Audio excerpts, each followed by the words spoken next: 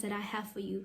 We are not strong enough to do things that would literally like make God surprised and be like, oh my goodness, how am I going to restore this person? How am I going to like do what I intended to do? We are not that strong enough. So stop thinking that you are that powerful enough, or the sins that you committed, or the mistakes that you made, or the failures that you basically incurred along the way, that they are too big, that God cannot restore you and redeem you from, because that's why you were looking in the past. And now God is saying you got to let go of that. You got to look to him. You got to trust him. You got to depend on him. You got to rely on him. Because why? Because not all your years are wasted. God says that I will restore all the years that the locusts have eaten, the big and the small swarm of locusts, that I will restore those years. Trust God with what is ahead. You might have made mistakes in the past.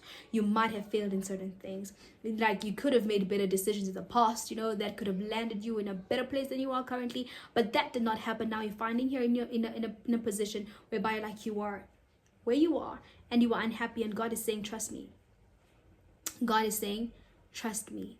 Give all of that to me, and I will show you that I will do exceedingly abundantly above all that you think or begin to imagine, according to the power that is at work within us. God is saying, give him what is in your hands. Give him what is left of your life. Give him your trust. Just trust God, and he will restore you, and he will renew you, and he will literally work miracles, signs, and wonders, as we see in the life of Moses, that it was up until Moses willingly gave God his staff that God performed those signs, those miracles, those wonders, as God literally rescued his children from Egypt and into the wilderness, because from the wilderness the children of God were taken into the promised land by Joshua, but we're not there. But what we willingly give to God, he's able to work miracles, signs, and wonders. Whatever it is, stop thinking that the best was behind, because the best is still to come. Whatever you willingly give to God and trust him with concerning yourself, God will work miracles, signs, and wonders for you.